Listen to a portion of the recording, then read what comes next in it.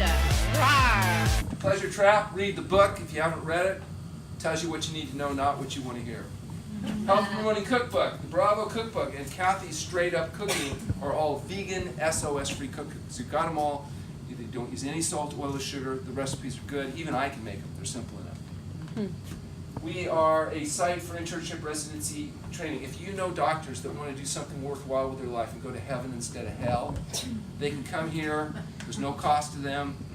They spend a month with us. They learn how to get people well. They get a chance to see what's going on. They experience it themselves.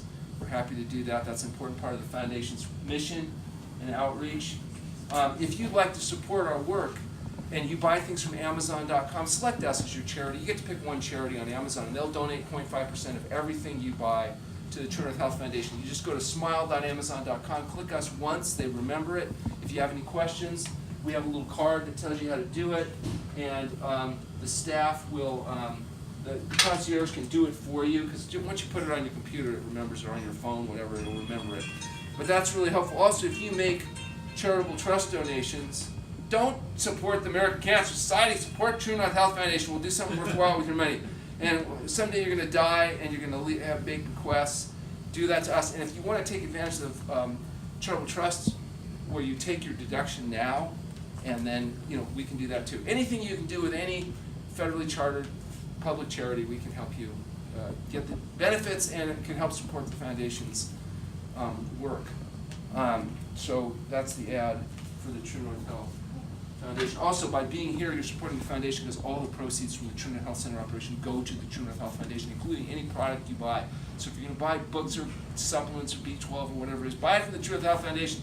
It's the center. It'll all go to the True North Health Foundation. Are there any? Oh, I'm 30 seconds late. I went over. Okay. I have family members that I would love to have come here. Yes. They would probably afford it. Do you have scholarships? We don't right now have scholarships. What we've tried to do is keep our rates as low as possible. If we have some people, we're full all the time, we're booking May. So if we charge somebody less, we have to charge more downstream. Yeah. Right now, we have a really tight operational margin. Our rates here today are the same rates we had 12 years ago at the True North Health Center with much more meager accommodations, not accounting inflation over here. So we are actually about half the cost as we used to be. We're probably half to a quarter the cost of any facility in the United States, and certainly anything close to offering what we do. So our discount rate at $149 a night for a private room share bath, I don't think there'll probably ever be anybody that can do it for less than that, because that's about what it costs to provide the service right now. So we don't have what we have had to do. We've had a lot of people come in where either their company, their employer, or other people's paid it for them. I don't even like that very much though, because unless people are self-driven, they don't have as good a compliance, and they screw up my outcome data. I want people not only to get well, but I need them to stay well. Like I mentioned to you, we have a 50-year requirement. We need you to stay on the program for 50 years. And then after 50 years, you do whatever you want, I don't care. But up until then, we need you to stay on the straight and narrow. Now, when people say, what if I die from natural causes 38 years later? That's okay. We're not going to hold that against you. As long as you live healthfully. Because what we're measuring not just is how long you live, but how well you live. We want to show, and that's what our big navigator study is going to be about, that you can avoid the deterioration that last 10 to 20 years of deterioration. You can live until you have a good death when you go to bed one night and you don't wake up, and not spend the last 10 years of your life waiting for people to change your diaper. That's what we're trying to do, is save money on adult diapers. Sell your stock in the diaper companies. Yes. Do you know what percentage of the microbiome dies off during the fast? We don't. We're going to find out though. We have data being analyzed at the University of Washington right now. And if they ever get off their butt and get their job done, we should be able to have some quantitative measure, at least on that first 21 subjects. Do you recommend probiotics to those that have We don't recommend them routinely, but we do recommend people that are unfortunate enough to have to be using antibiotics and other things that are, that we recognize that probiotics may have some role. We know that they don't work the way they're being promoted. They may work, but they're not working in the way that they're being promoted. But there is some evidence that there's some clinical utility, particularly in people that have been devastated by antibiotics. And there's also fecal transplantation that actually works. C. difficile infection. If you just take the feces from a healthy person and their flora and infuse it in another person, it dramatically helps deal with that type of infection. So there's definitely stuff to this, but it's all pretty virgin data about how to do it, what's involved, and mostly it's hype and hokum, in nonsense and people selling things. But there's something there. We don't exactly know how to play it out yet, but that's why we're doing this research. Do people eat more when they eat salt because they're just dehydrated and they're mistaking thirst for hunger? Could be, I guess that might be a factor, but mostly it's in the, at least in animal studies, it looks like it just stimulates what's called passive overeating.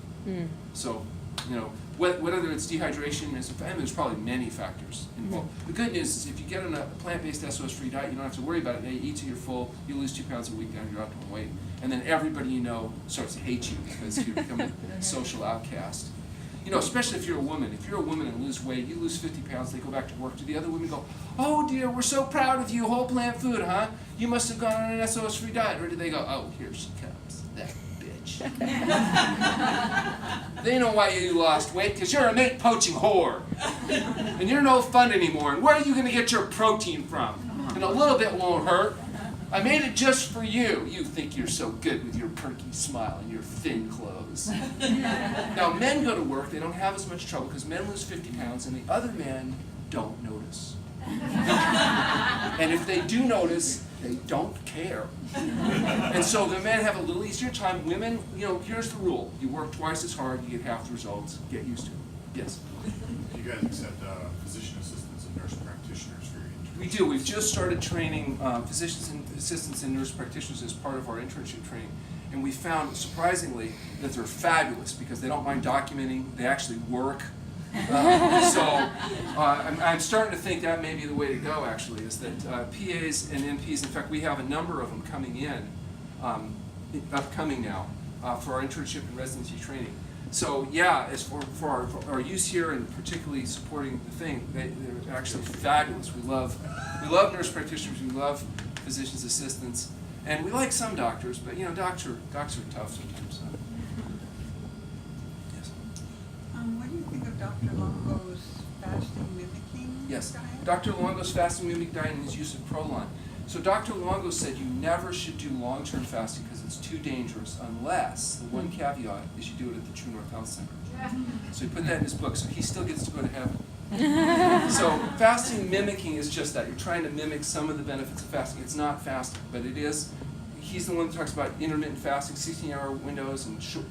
I think all of that may be really useful, and it's particularly useful for people who have the benefit of being able to come to a place like this.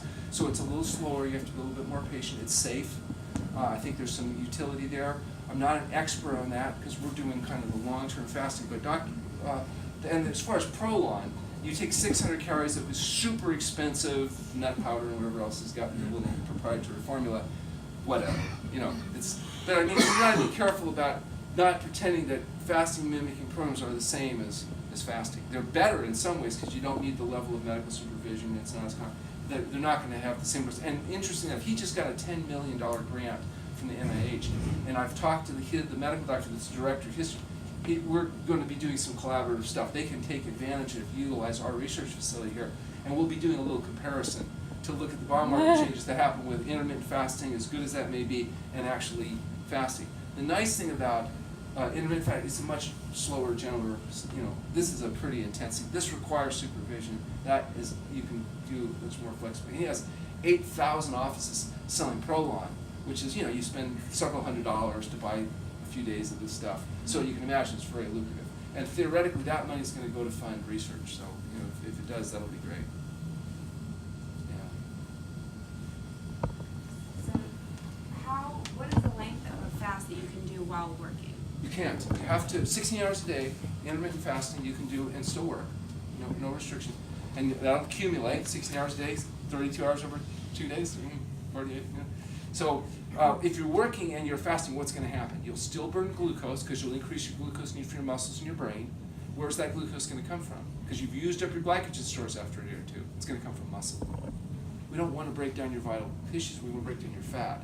So people that are exercising feel better because you won't detox as much, but you're going to break down your vital tissues. So not a good long-term solution. So, and you fast, you have to rest.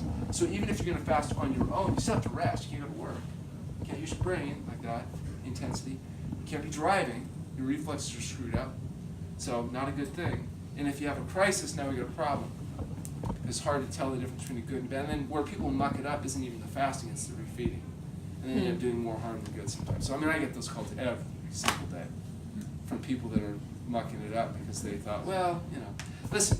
They said, but I saw this thing on the internet and it showed me how to do it. And I said, yeah, we can show you how to do an appendectomy on the internet too. You could do it. I just don't think the outcome would be as good. You're going to have complications, and fasting is not something that people do on their own. Listen, the kind of person that could fast on their own successfully usually won't need to fast on them successfully because they're doing the diet and the lifestyle stuff, and so they're not necessarily having to do it. And the people that are doing fasting preventatively don't want to do it on their own. That's one of the things they're doing, is taking a few days off to take a break and do it in a controlled and healthful setting. So we see this, the sickest people and the healthiest people. Healthy people that have been doing this for 30 years and are doing great, and people that are really sick and now they have no choice. This is what I like. So, because people that are driven by pain, debility, and fear of death are willing to do dangerous and radical things like eat well and exercise, go to bed on time, and fast. And smart people do it because they're trying to prevent. They don't want to spend the last 20 years having their kids change their diaper. If you're lucky enough to be someone who can really stick to the diet Yes. and stay with it over Yes. the long term, Yes. do you need to do this? So I've been on this diet since I was 16 years old, and I'm absolutely compliant. And I fast every year. I hate it. I hate fasting. Do it every year because I believe the people that we're going to be able to show get the best benefit from fasting are those people doing it preventatively. Do you do it, how long do you do your A week. preventative? A week? I do a week fasting. If there's no symptoms, then I figure I'm okay. If So I have 7 symptoms, days. I'd keep going. So it's gonna be 2 weeks really for you? Well, no, it'd be a 7-day fast, about a 10 days of, 10 days. yeah. And you could do a 5-day with an 8-day. If you only have a week, you can do 5 days, fasting with a 3-day recovery. You'd probably be okay. Healthy people, like our staff, a lot of them fast preventively once a year. Nothing happens. It's very, it's not like the normal fast where they have all these symptoms. Because if you're eating this way all the time, it's really not that traumatic event. The worst part is you can't play basketball. You have to rest. You can't work. It's terrible. Now, I used to get around this because I would say, when I would fast at my house, Dr. Morano, my wife, wouldn't let me use my computer because she's like really mean. And so I said, I'm going to fast at the center because at the center, we allow a little bit more flexibility. And then she said, you're going to fast at the center this year? So am I.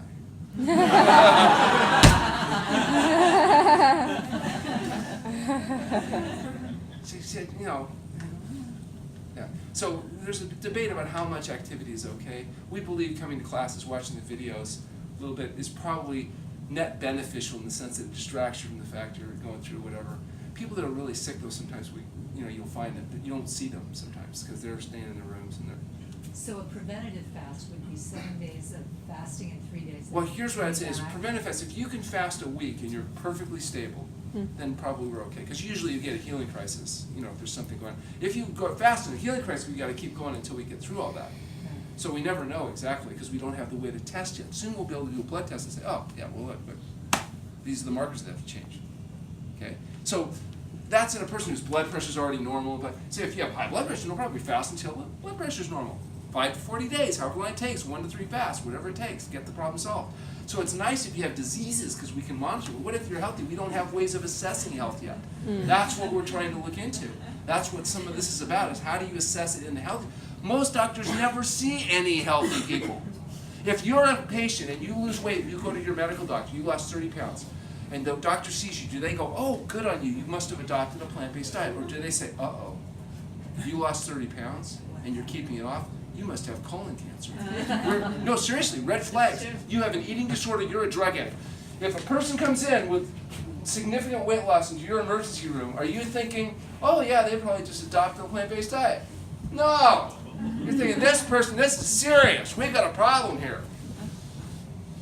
Weight loss? Nah! Nobody loses weight. And if you do lose it, you don't keep it off. That's how it is. Do you understand that the chances of a doctor helping you lose 100 pounds and keeping it off, they have a better chance of curing malignant melanoma? Statistically, there's no good outcomes. It doesn't matter what dietary programs you're following with that. It's just like, how many alcoholics can I cure just letting them drink beer? We'll just let them have wine, red wine, organic red wine. Then they won't be an alcoholic. No, nobody's getting well. You got to stop drinking. Okay? And then you're not cured, you're just managed. There's no cure for obesity. You can lose it, you can keep it off, but if you go back to eating greasy, slimy, fatty, processed crap, you're going to get fat again. There's no cure of high blood pressure. They come in here, they're 100 over 60. You go back to the salty processed foods, you're getting your blood pressure back. There's no cure for lymphoma. This woman, you want to give me her, put her on a conventional diet? How long do you think it's going to take? Weeks? Not long. Not cured, just managed. That's it. Is insomnia very common, and like restless feet Yeah. at night? Well, How do you overcome that? Yeah. Well, insomnia during fasting is common. I think it's your brain's way of saying, what the heck are you doing? Get your ass out of bed and go get us something to eat. We're dying. We're hemorrhaging strategic fat stores. Do you think your body's happy at you losing fat? I don't care how fat you are. If you're losing fat, do you think your body's like all happy about it? No! It's saying, what are you doing? At this rate, in 2 months, 3 months, we're dead. This is a life or death. Go get peanut brittle. No more salad. It's not working. Your body wants to keep that fat store so that when spring comes late, you survive and all them skinny bitches die. That's what your brain is saying. If you can get fat, that means your plumbing works. That's a good thing. If you're fat, that means you're able to absorb what you eat. Now, granted, in the modern world where we have access to all this highly processed pleasure-fat food, we get compromised by it. But in a natural setting, you'd be the survivor. You'd be able to get good absorption out of whatever limited calories were available. You'd be the one that everybody would have to rely on. So you want to have good plumbing. You want to be able to get fat, but you just don't want to eat the stuff that makes us fat because, unfortunately, in the modern world, we don't have the ability to filter it. This isn't a judgment thing. This isn't a moral thing. This has nothing to do with anything other than the sensitivity to your satiety mechanisms and exposure to highly processed food. Think about it. Everybody, if they're put in a setting where there's no choice, guess what happens? They lose their weight. Okay, I have people coming in here who have no fasting, just eating the food as much as we can shove into 2 pounds a week for a year.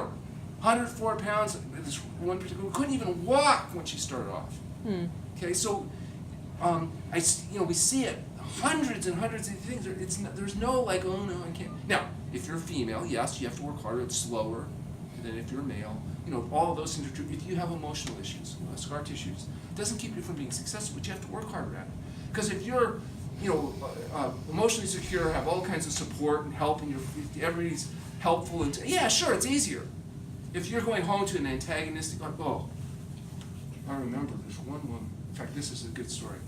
This is an old facility. She comes in overweight, comes in fast, loses weight, goes home immediately, gains weight back. Has trouble with that. Okay.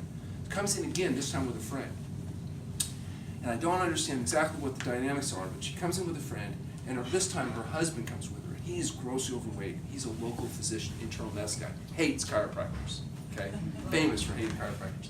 So he's coming in with them, dropping them off, and he's like, obviously really uncomfortable. So I thought, oh, this will be fun. Going over, poking him in his belly a little bit. I said, it looks like you're uncomfortable. I said, so are you objecting to your wife doing fasting? And he goes, quote, no, I don't object to the fasting, but these bitches will never eat well. Talking about his wife and his former friend. I thought, that's interesting. So he leaves. Okay, so she does a fast with her friend. They do really well. She goes home, immediately starts getting into trouble. And then he died. I don't think she had anything to do with it. Massive heart attack, he dies, and after that, no problems. What a coincidence. So I think in her case, she had like a problem because there was a really antagonistic environment. Once there was that 180-pound tumor was gone, it was like, and she really didn't have any trouble after that. It worked out, much better for her. So sometimes there may be stress factors. People sometimes drive 2 hours a day to a job they hate, work with people they despise for company they detest, making things they don't believe in, to make money they don't need because they think that they're unhappy because they have a short-term pleasure-seeking self-indulgent behavior deficiency. And it turns out that happiness and pleasure are nothing to do with each other. You can have more pleasure. Ask any cocaine addict. You can get a lot of pleasure induced. They're not going to get happy. Happiness is more of a serotonin-based phenomenon. So if you want to get happy, you have to be healthy, you have to exercise, you have to have effective interpersonal skills. So if you're trying to get happy by inducing more pleasure, it turns out that pathway doesn't work. And that's what a lot of people are doing. That's essentially what drug addiction and addiction to all this food is. People are eating because they don't feel good. They want to feel better. They feel better temporarily, but then that's what we talk about like an addiction. Wouldn't she have gotten better too, just because the house would have been, she could keep the house with this stuff instead of whatever it was? I'm sure the environment change, getting his negative energy. I think that would have been a better strategy would be instead of her coming in, send him in. Because if we'd gotten him in there and got him healthy, that would have probably had the biggest effect of all. But he wasn't particularly open or amenable at the time, despite my loving intervention. Is there a statistic of people who maintain the diet afterwards? Well, what's interesting is, yeah, we haven't done a lot of long-term longitudinal studies because it's very challenging and expensive, but what we have done is we looked at, like, for example, in people who are in our other trials, the 1-year follow-ups, the 2-year follow-ups, the sicker people are, the better your compliance is. And if they have a condition where they get pain if they eat crap, they do great. Like, for example, I had a woman here from Texas, which is not the bastion of vegan living, by the way. So she's from Texas, and she had SLE, and came in and did really well. She got out of pain, got off the methotrexate, off the prednisone, goes home, does fine 6 months. Then she calls up and says, I have to come back and fast right away because my symptoms are back. And I said, oh, well, what did you do? She goes, no, I'm following the program. I said, when did it, oh, it just happened to me, just happened. So it's not been a slow progression, I said, well, what did you poison yourself with? She said, no, I didn't, I'm doing the program. I said, what did you have for dinner last night? She said, salad, steamed vegetables, and vegetarian carrot soup. I said, who made the soup? And she said, well, her friend did, but she knows she's vegetarian. I said, well, find out what she put in there. What did the friend innocently put in the soup? Chicken broth. Well, she put dairy in it. She thought vegetarian, no meat, so dairy. And one meal with dairy was enough to flare this woman up. Is that great or what? She can't even have 1 cup of soup without getting her lupus symptoms after 6 months of being relatively quiescent. So fortunately, in her case, she got, stopped eating the vegetarian soup and things calm back down. Sometimes if it's slow, it is a question. You have to do repeat fasting. There's other variables. But, that's a great patient because she can't cheat without acute pain. Somebody with high blood pressure, they can cheat for weeks, they may not notice it. You know what I mean? Even if they have it, they don't notice it. That's a tougher patient. But people with rheumatoid arthritis, where 1 piece of bread is enough to cause them, we wake up the next morning, can't breathe through their nose. I love those patients. Because again, it doesn't take as much discipline if you're driven by pain, debility, or fear of death. Now, if you're healthy, it's hard because especially if you're one of those loving, caring people. Like if you listen to Dr. Lyle's videos on the perfect personality and all that, he talks about how much harder it is for nice people than people that are complete assholes. Like if you don't care what other people think, well then it's not as much of a problem. But if you care, just losing weight is a problem. You lose weight and you go to work, the other women are not happy. You walking in can upset them. They get cognitive dissonance just with your presence. You don't even say anything, okay? Then they don't like it. And so if you don't care about that, well then it's fine. If you find it like entertaining everybody getting upset, then it's no problem.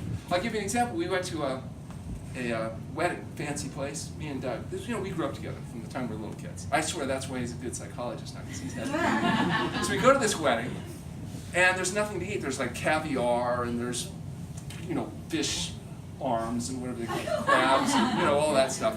But I'm hungry, and there was some beautiful decorations. They had like bell peppers, and, and I thought, well, and I start taking the pins out and making a plate, and the waiter comes over, and of course Doug is saying, you can't do that. And I said, sure you can. Look, the pin comes right out. And then the waiter comes over and says, oh, excuse me, sir, those are the decorations. I said, yeah, they look really good. He'd like some too. And so, I got a nice meal. He didn't eat anything. Why do you think he's so skinny?